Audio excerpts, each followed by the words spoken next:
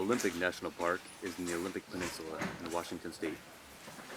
Inside the park are the Olympic Mountains, seen here from Hurricane Ridge.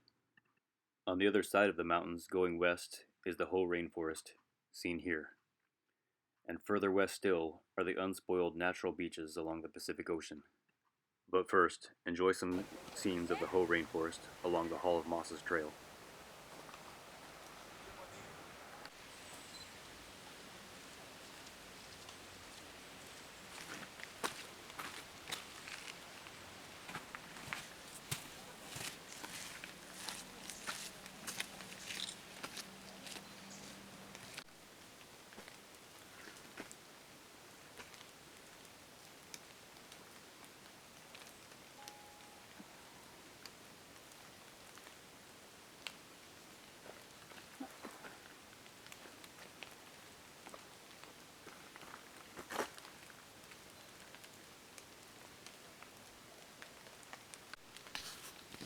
Like a doctor's history.